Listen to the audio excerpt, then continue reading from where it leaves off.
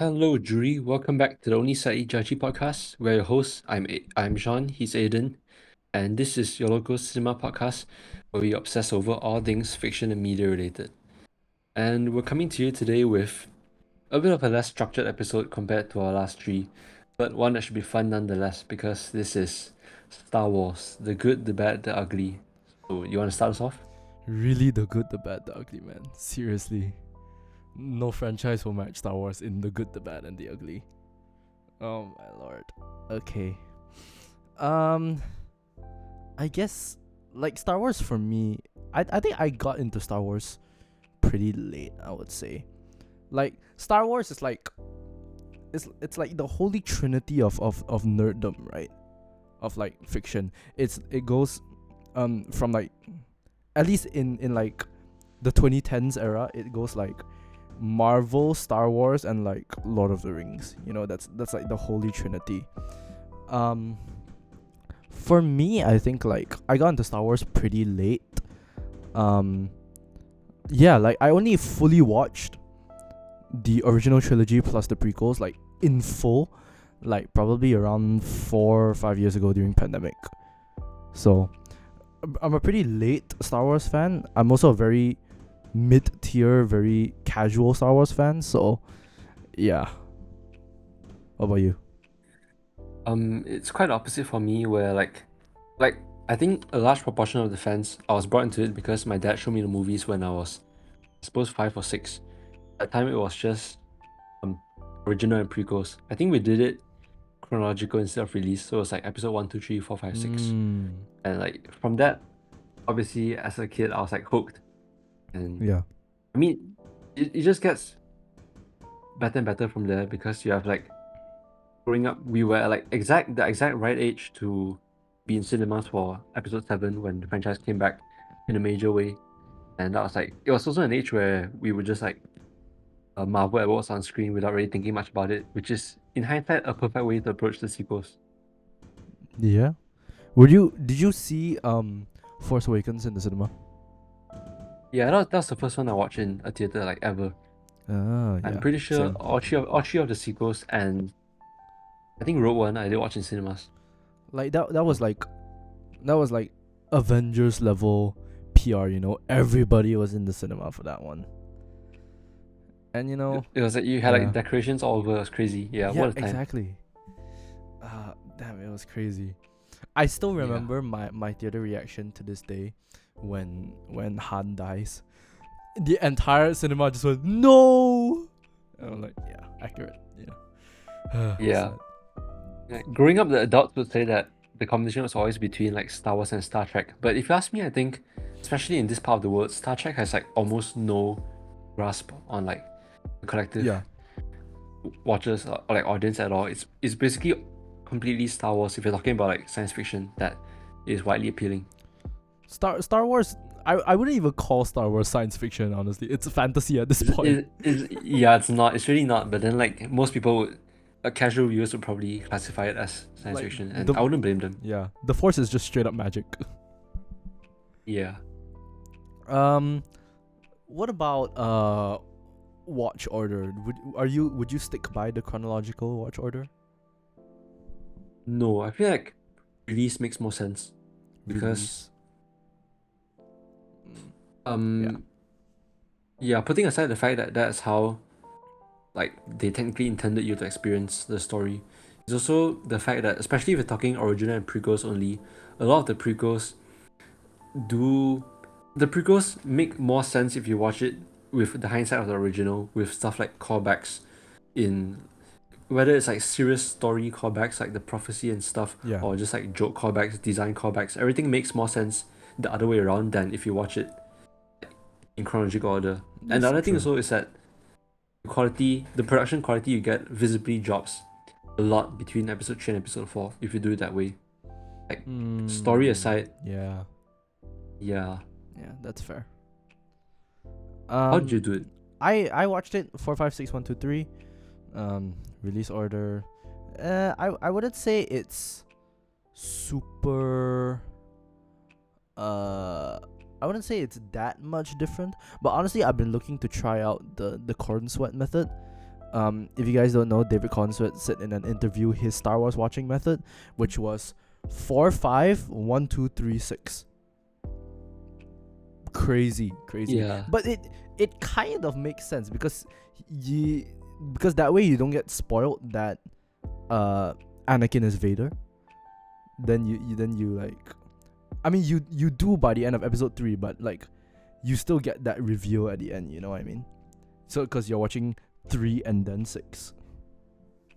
Yeah, the thing is, I feel like by now most people, probably like 80% of people Yeah. who would ever watch a movie already know that Vader is his father and so on and so forth. Like who But, doesn't know I mean, Vader is Anakin? yeah, it's just part of his like general character. It's like you have Harry Potter as a wizard, you have like, I don't know, like Yoda talks in reverse, and you also have Vader as Luke's father. Those are like, Yeah. it's just a key part of his character now. But let's say like you're introducing Star Wars to a new fan. Person knows absolutely nothing about Star Wars. Do you show them release order or chronological? That's a great question. Yeah. I would show them release, honestly. Probably, yeah. Because if someone doesn't click with the original, they're gonna like the prequels even less. Yeah. That makes sense. That makes sense. Like, I have a feeling that if you introduce if you do chronological, like people will be so bored in like the first and second movie, and then they won't want to watch anymore. And then we'll get to 4 and they're like, they've been sandbagging this whole time. This is great, you know. Yeah. So It's yeah, I just, feel like release order probably would be best for a new fan. makes sense. Yeah. Mm. And also you get to see it progress as well. So that's one thing also. Yeah. Do you have a favorite movie? Do I have a favorite movie?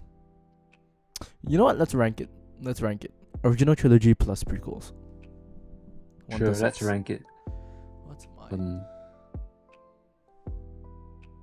What is Wait, give me a second to write it down. Yeah, I think I need to write it down too.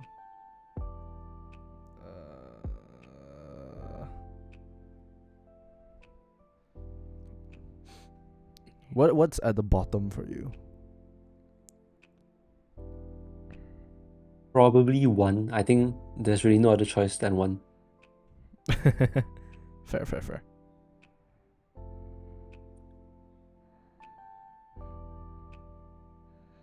I don't know if Okay. I've told you I have mine. my favorite one before. It might be like really shocking. It was shocking to the few people I have told it to, like in person. I think you might have, but I don't remember. Yeah, we'll see how it goes. Oh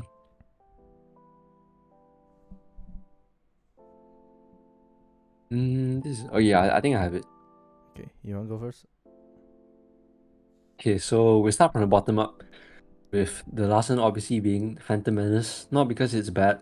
Okay, I mean, it's not great. It's messy, it's choppy, but there are things to love still, which we will not cover at this time for like time constraints. And in 5th place would actually be A New Hope. This is the first controversial take on this Okay. list. A New Hope. It is foundational. It is the start of. I'll hear you out. It is foundational. It is a start of like one of the greatest stories ever told.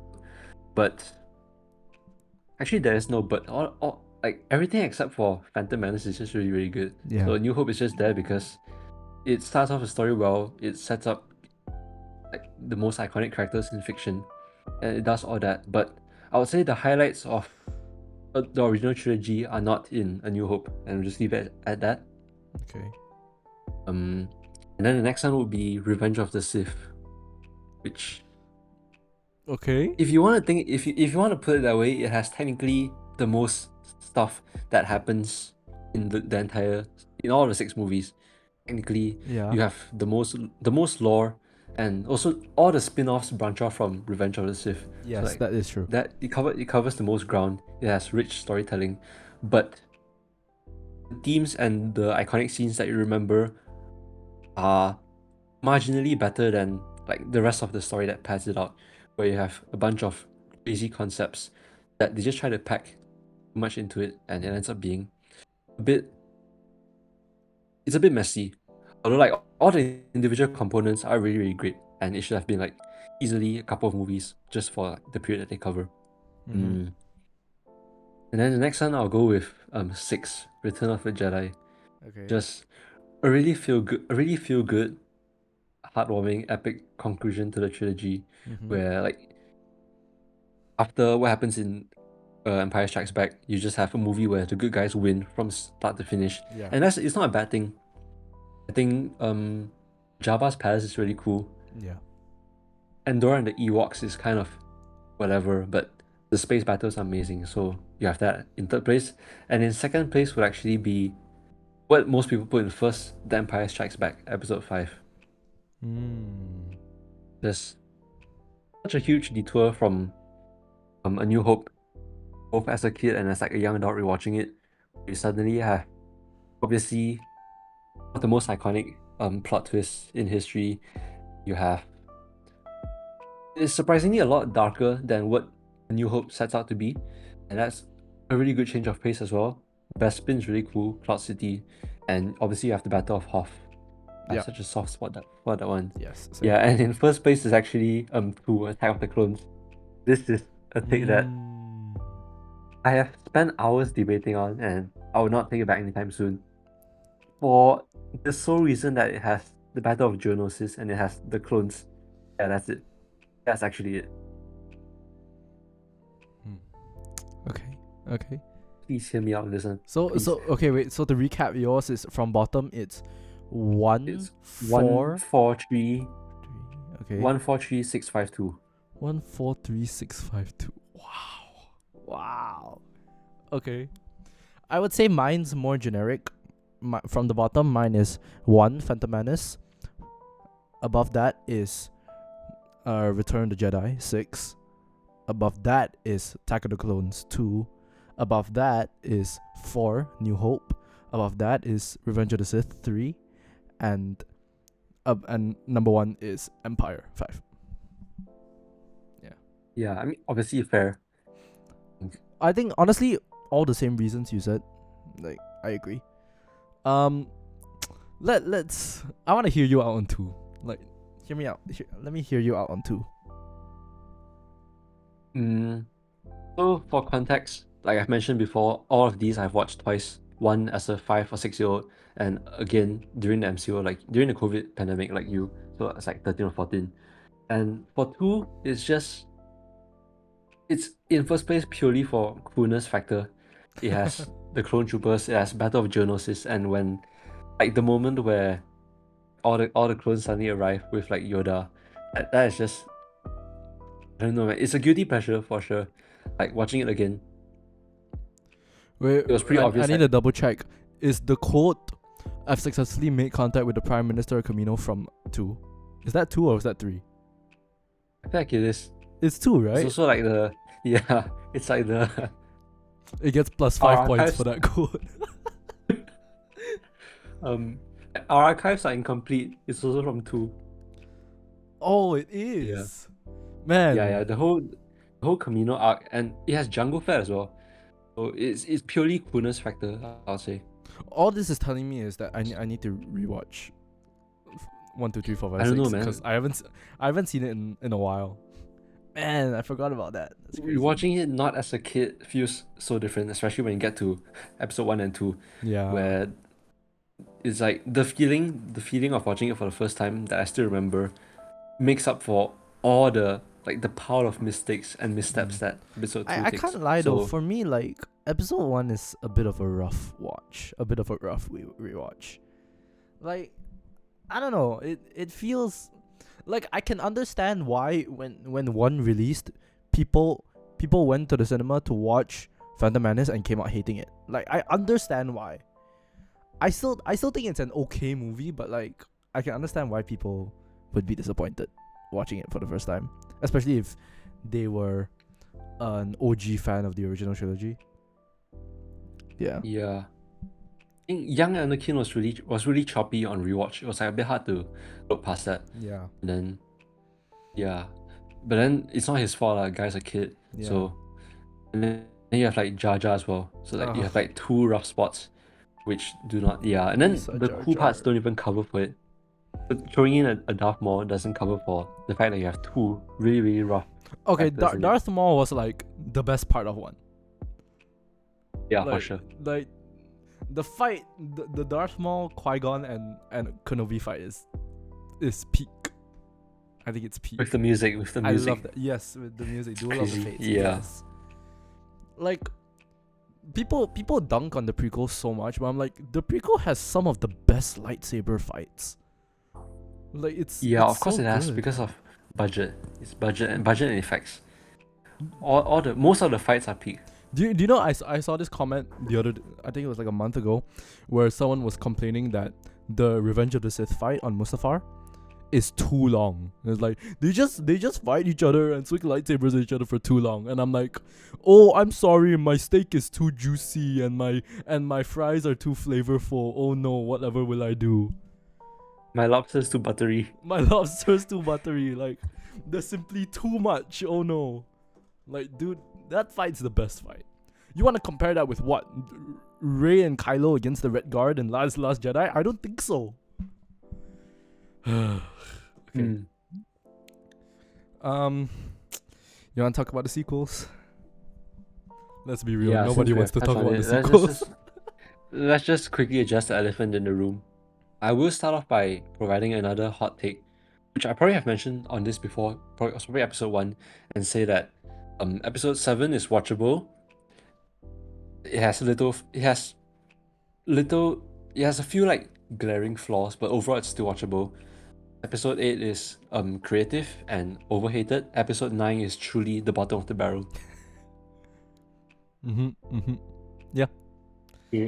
sum it up, that's what I'll say. I mostly agree. Like, I think 7 wasn't bad.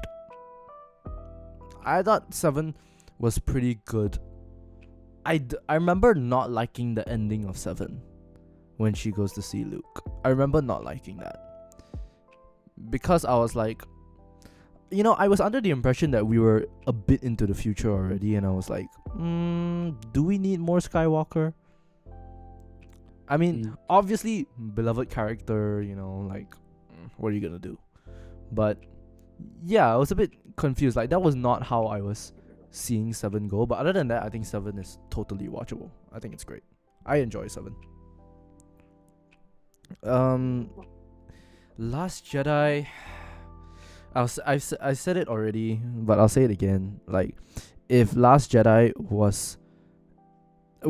if The Last Jedi came out as a movie, not a part of the Star Wars franchise, and had Rian Johnson's name still attached to it, and it was a totally different world with different characters, but the same story, it would have been great.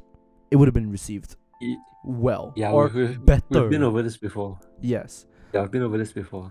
Space Wars: The Last Wizard is an incredible movie. The Last Wizard. Yeah, like the stuff you said with Luke earlier, where it's like they did have ideas on where to take the OG trio, but then because of like one, Carrie Fisher passed away, and also because like if you want to do this like thematically wild things with these beloved characters, the least you could do is have that be the main focus, not the B plot of your story. Yeah. So you get like stuck in the middle where the themes I would say are good. Luke's sacrifice, I do enjoy it. I think people dunk on it, but I do enjoy it. But it just needed more time, especially when you gloss over like the whole thing with him finally fearing like Kylo. Yeah, that part shouldn't have been a B plot. Yep. Then it could have had potential. And I entirely agree. I think 9 is worse than 8. Like, I hate 9. I hate Rise of Skywalker so bad. Especially I am Rey Skywalker. I hate that. No. Absolutely not. No. It's just the whole thing just feels like it's a movie that's scared to commit to being what it promises. Like going from the one before it, where you have, I mean, to be fair, if Rian Johnson wasn't attached to the last one since the start, he did leave a lot of holes that needed to be filled. Yeah. But then they just gloss over so many of the plot holes and move on. It's like Last continue their own Jedi story. was It's received. just weird. Yeah, it was like Last Jedi was received so badly. So then like Lucasfilm was like, yo, Since that one did so bad, you know who we should bring back? JJ. No, my God. It's like in hindsight, obviously, we know that if they had just committed, it would. Like, there's no telling if it would have been better received, but it would have at least been a better movie. Yes. Yeah. So disappointing. So sad. I really don't want to see Ray's face ever again. I wouldn't say no to like a Finn spin-off though. I want like a Finn and Poe spin-off, like a buddy cop thing. Yes. Yeah.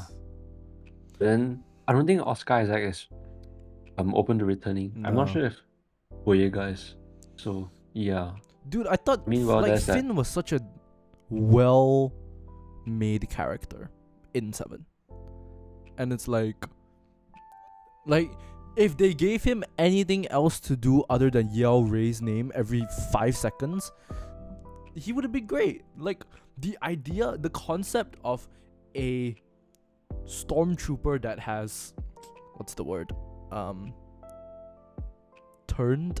I think there's a better word, but for lack of a better word, for a turned stormtrooper that is now training, not only part of the rebellion, but to be a Jedi and to wield that lightsaber, that's insane. And I think that's super interesting. More interesting than Junkyard Girl gets a lightsaber. Wow, has weird romantic like tension with the main bad guy. Like, no. It could have been both of them, like a training thing. It could have been both of them, and it would have been fine also. There's potential in that. Yeah. And even like if you remember at the end of it, there's this kid with like a broom, and he has like the force for like a couple of seconds towards the end. That is completely unaddressed as well. Yeah. And yeah, could have also been something Finn would have like could have been one of his plot threads, but I guess they just didn't do anything with it. Like I think the biggest mistake was making Finn a side character. Yeah. And then Yeah, they have you felt seen, like, fans those- yell at them, then they put in Rose, and that just made it worse. Yeah, I mean, have you seen the scripts for episode 9 where Finn was supposed to lead like a stormtrooper rebellion in the capital in Coruscant? No, I have not. Really? That was one of the ideas they were throwing around. There's like concept art for it also. You mean he was gonna go back? He was gonna lead like a stormtrooper rebellion in the capital planet. Yeah. That would have been pretty cool, honestly. Like the original plan for 9 before the reception for 8 was supposedly like this sort of more like the political drama side where you have like Kylo Ren mostly off the table, so the main villain is like General Hux, who's like going crazy. Yeah. Yeah, and it just becomes this like extremist thing. That was the plan, but then obviously they scrapped it. So Yeah, that's true. Okay, I have written down here spin-offs. So we have 2 spin-offs currently. We have Rogue One and Solo. Let's talk about the weaker one of the 2 first. Solo. What do we think about Solo? I'm pretty sure I watched this when it came out in cinemas. I didn't revisit it, so I'll just say, I mean, it's good. It's good that it exists. I'm happy it exists, but other than that, I wouldn't. It doesn't.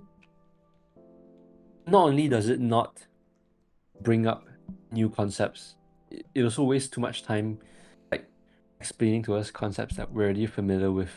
Yeah. Every minute detail of Han and the Falcon. Like Han is my favorite original trilogy character, but that doesn't really do anything interesting with him. Alden, like Aiden Heinrich or something, is a good Han. Other than that, it's pretty forgettable. Oh, and Donald Glover is a great Lando. What's his name? Alden Ehrenreich? Ehrenreich? Is that how you pronounce it? Or Alden? I guess. Alden. Let's just call him Alden. Mm. I think Alden was a great Han.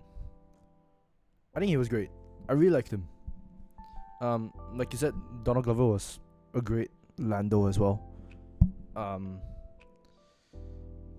I think they wasted what's her name?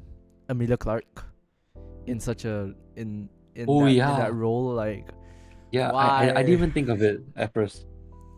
Bro, like I don't know, I felt that Kira was such a inconsequential character, but okay. Yeah. Yeah. Inconsequential is just something you could say for the whole movie in general. Yeah, it just Yeah. Solo just exists. It's just there. Yeah, I mean, I'm happy it exists, but it, like it's not something you recommend, Like, and it's not is it something I would good? revisit. No, probably not. Is it bad? Not really. It's not bad. I think It's watchable, I yeah, think. yeah, yeah. I I think think it's it's like it's a watchable. if it's a if you are ever in the scenario where you don't want to watch the original trilogy, I don't know what scenario that would entail. I don't know why anyone would ever be in this scenario, but in the scenario in which you don't really want to watch anything to do with the trilogy, then I guess you could be like, hey, let's put on Solo. Yeah. Now that we mentioned both of these like back to back, I think I'd actually rather watch episode 7 than Solo. I think. Same actually, yeah. Yeah, episode it's like part of me would want to go back to episode 7, maybe if just to hear Ray's theme and reminisce on like what could have been. Episode 7 is good. It has good fights. I'll watch it over Solo for sure. All right. Rogue One, Cinema. Absolute absolute cinema. cinema. It's so If good. we were Man. to add if we were to add Rogue One to the ranking, I'll probably put it under Empire. So like my third favorite Star Wars movie. Yeah, It's in the top 3 for sure. dude, just everything about this movie is so good. Especially the cast. I love the cast of this movie. It's such a good ensemble. The main cast just works. Yeah. Dude, Ben Mendelsohn is so good as Krennic. Like, oh my And god. it has probably my favorite space battle. I think the battle of what's the planet called? Battle of Scarif. I think the Battle of Scarif is Yeah. better than the Battle of Coruscant in episode 3. I would say it's better. Bold statement, but I can see why you would make that statement. I can see it. Yeah. And I think it I gave just us have, like like, a one of the rebellion best. bias. Yeah, that's true. Give us the best what? The best, one of the best like Vader scenes. Yeah, I did. Have you seen Rogue One and then Episode 4? Like that transition. Oh, Like watching it back to back, no, but like the video compilation of it, yes. like I feel like it's like I don't know. It just flows so well. It's like in Episode 4 when they talk about like the drive, right? And then they're like, oh, and then you watch Rogue One. It's like, oh, that's what happened. Okay, right? Yeah, like that's the kind of continuity that I like instead of what you have in Solo. Yeah, Yeah. it's like knowing what the specific piece of tech is doesn't impact your enjoyment of it, but knowing it does give you that feeling of like you do the DiCaprio pointing thing where it's like, oh, it's that. yeah, it's that. Rogue One also gave us one of the best Star Wars properties, Andor. Yeah, I was going to get to that in a second. Have you watched Andor? No, I am on episode 2 of season 1. Oh, I've that's, started I mean, Took me a while. I haven't gotten to season 2, but I've watched season 1 twice, technically at 2.5 times. I think Andor season 1 is probably the best Star Wars media to ever exist. Very slim margin from my favorite movies, but it is technically better. Season 1 of Andor, just incredible. Here's the thing that I've been hearing people saying about Andor, is that you would probably enjoy Andor more if you weren't a Star Wars fan. That's what I've heard. I don't know about more, but you would enjoy it just as much if you Yeah, weren't just a as Star much Wars as for sure, yeah. But there are some good, like in season 1, there are some good, really minor tie-ins that you appreciate more as a fan. I think in season 2, the tie-ins get more direct. fan. Like I'm not sure if you're aware, but Krennic is in season 2. Is he? Oh, Yeah, is K2 in not season 1? no. I mean, I think he's in season 2 though. he is in season 2, but like as himself only in season 2. But like the droid model is in season 1. Oh, But still, just incredible stuff. Like I don't want to talk about it too much before you watch it, but like season 1 of Andor, just incredible. I thought episode 1 was great. Episode 1 was really good. Right, you open with like very mild spoiler for everyone watching, but open with like a murder Yeah, in like 5 minutes into it was a pretty Disney cool. Plus Star Wars property. Yeah, it is. It's like I didn't know you could get grounded with Star Wars. Andor feels very grounded, which I like. It is definitely. I'm pretty sure there's a grand total of 0 Force users in the show. Might be wrong. Really? there's definitely a grand total of 0 Jedi or Sith in the show. So you have that. It's mostly like It's foot it's a it's a soldiers, it's a politics spies, show. politicians, yeah. Yeah. And it's the fact that if you have um if you've seen like clips on YouTube or recommendations, the clips that get posted around the most are actually like, from season one. There are 3 or 4 speeches that have I've seen like the those are the Andy Serkis one. Andy Serkis The speech. Andy Serkis Shit. one is I mean, so good. there's at least one better one. So in for a treat. If you're watching, you should just watch Andor, regardless of if you like the franchise or if you hate the Yes. franchise. Just watch it. Like sit down, turn off your phone, watch it. 9 hours of peak. Peak. We have two new upcoming spin-off films. One that's coming out later this year, The Mandalorian and Grogu. I have not seen Mandalorian. I know, blasphemy. Stone me. But I am going to try to catch up with Mandalorian before I watch Mandalorian and Grogu, because Mandalorian and Grogu doesn't look too bad. I think it looks really fun to me. It looks like a really good popcorn movie. Yeah. That's what I expect it to be. It has, yeah, Mandalorian. I wouldn't say it's essential viewing. Season 1 is really, really good. Season 2 falters a bit. Season 3 I haven't seen, but like it doesn't appeal to me. Like season 1 is this just, like you said, grounded. It is grounded. It is inspired by westerns. You've seen like Clint Eastwood stuff. Yeah. It's mostly in the same vein, where you have like a rogue bounty hunter type of thing. Season 1 is really, really good. Like I got a the few friends comparison into I'm it. getting is like the Mandalorian fall off in season 3 is similar to like The Boys. And I'm like, okay, personally, I don't think The Boys fall off. That's my opinion. I was also gonna say I've never seen anyone refer to a fall off for the boys. Oh Like no, a specific fall off. people hate season 4. People hate season 4 of The Boys. Really? Yeah. I don't understand why. I love season 4 of The Boys. It was good. It was good. It was good. Anyways, whole nother episode. But Yeah. yeah, and then after that we have Starfighter, which is directed by Sean Levy, starring who? Ryan Gosling. Ryan Gosling, and I think it's just him. I think so far. I like how little we know about this movie. Yeah, I'm not sure if it's supposed to be even further in the future than Rise Yeah. of Skywalker. So I'm not sure if they've made plans for the era yet, or it's just gonna be another adventure. Which, if it is just an adventure, then they have the right guy in Sean Levy. I'm like, is it possible to pull off a totally original Star Wars movie? Because that's what, like, Sean Levy talks about what Starfighter is meant to be. It's totally original, which I want. I like. Good. Yeah, hopefully, like no continuing plot, no inspiration. I mean, not no inspiration, no direct references, and just its own thing. Yeah, totally. I do wonder though. Yeah, I do wonder because the new chief of Lucasfilm just recently became Filoni. Yes. Yeah. Kennedy can leave the face of this planet. Don't need her. She did give us, like, to be fair, the amount of good projects she produced and the amount of bad projects are roughly equal, but that's a discussion for another day. Yeah. Yeah. Filoni though, I'm like, one thing is, I was gonna bring this up earlier when you talk about Finn being in the rebellion, where it's like, why were we doing the rebellion all over again? Yeah.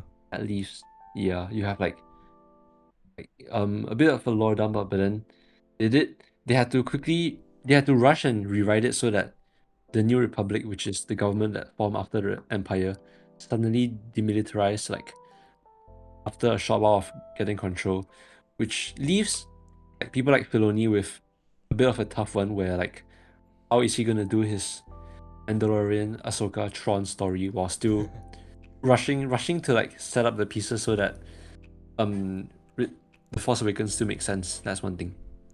Like, I think Filoni might, like, at least Filoni is a name that we can kind of trust. You know what I mean? Like Yeah. Filoni has done enough, like, post sequels to be like, okay, we kind of trust this guy. You know what I mean? To be fair, yeah, he was even before sequels. He basically like spearheaded the whole animated side Yeah, with Clone Wars. Clone Wars. Yeah, which is a lot of the Clone Wars era characters are his like original creations. Mm-hmm. Some of the more exotic ones, I don't remember names anymore. I think Ahsoka is one of them. Yeah. A lot of the one-off aliens and bounty hunters are also his. So like those are the kind of characters he likes to bring back, which we'll see more in Mandalorian and Grogu later this year. Yeah. Same. Mm. According to a quick Google search, apparently there are 3 untitled films that have been announced that are in pre-development, which includes an untitled New Jedi Order movie directed by Charmin Obaid Chinoy. No idea who this person is. I googled her. She directed Miss Marvel, so not bad. There's also an untitled Dawn of the Jedi movie directed by James Mangold. Logan. That one I like, yes. And one more untitled New Republic movie directed by Filoni. Yeah, most people think the New Republic movie is going to be like the combination of what he does with Mandalorian, Ahsoka, Tron, and all their sporting characters. I'm trying to figure out if there's more. Crossover event, is it? Yeah, if you're familiar with like old lore, there used to be a like direct continuation to Return of the Jedi. Used to be this trilogy of novels that focus around Tron, trying to like revive the Empire. Yeah, that was origin. Like most people who grew up in the 80s or 90s consider that they are like their sequels. Yeah. So he might be trying to do something like that with how much he's been playing around with the Rebels crew as well. Oh, I've Like seen Ezra and the whole so gang. many Thrawn clips from Rebels. Like, he genuinely looks like a really good antagonist. I've read some of the books as well. Like he's one of the more interesting characters they haven't Yeah. explored to death. So if he pulls it off, it'll be a good era. Yeah. But yeah. Which of the Star Wars shows have you seen?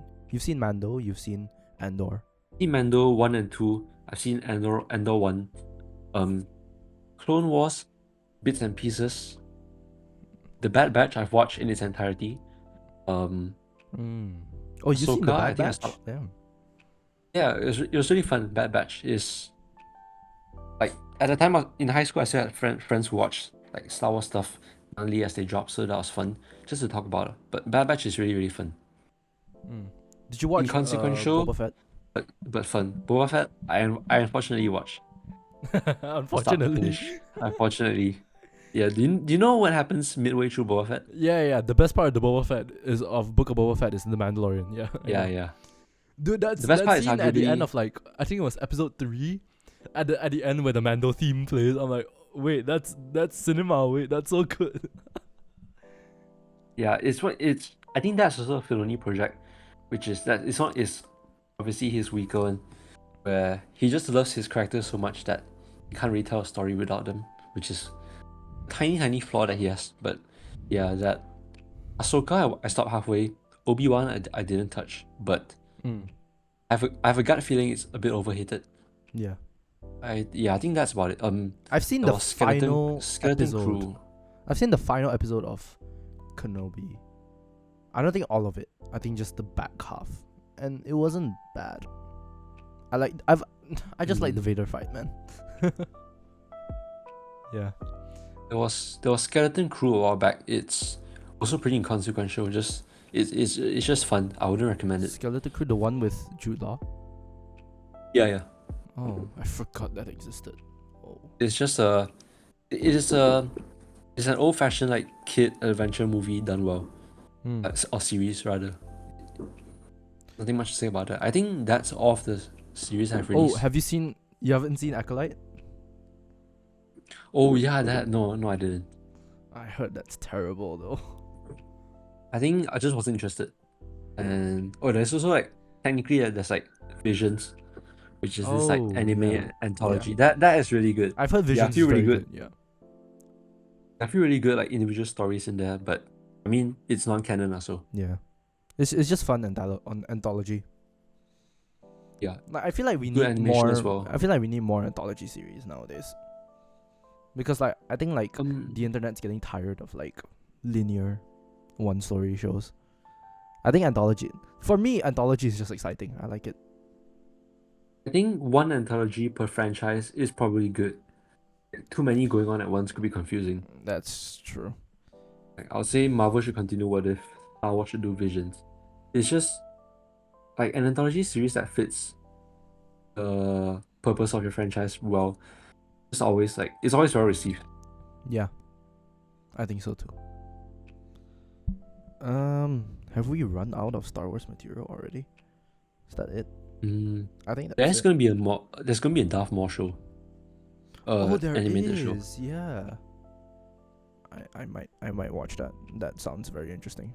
I'm just Maul biased. I like Maul. Yeah, I like him too. It's like he gets a lot more to do after. He gets a lot more to do after, like he dies, where you have like Rebels and Clone Wars, and then he pops out a lot in that. I think that's a lot more interesting, One of especially given. Yeah. Sorry, go ahead. Yeah, just go on. No, you go. You continue. You gotta continue. Like, I'm like one of my favorite videos on the internet is like, it's just a compilation of Darth Maul from Clone Wars. It's just a compilation of all his funny scenes, and I love him so much. I love Maul. Yeah. Yeah, he gets so much material because like I guess Filoni loves him as well. So Yeah. the show will be interesting. Yeah. From the trailers that they released, I think like they've been improving the animation style there's a since trailer? Clone Wars. Yeah, there's a Okay. I think it's short. I have not seen Yeah. that. Oh. Like the early Clone Wars era, the animation is really janky. You could say it's fun, but I wouldn't say it is. Then they improve it. Clone Wars Season 7 animation is great. Bad Batch is roughly the same. And the new Maul show looks to be like an evolution of that. So I'm really excited. I see. Star Wars Maul Shadow Lord.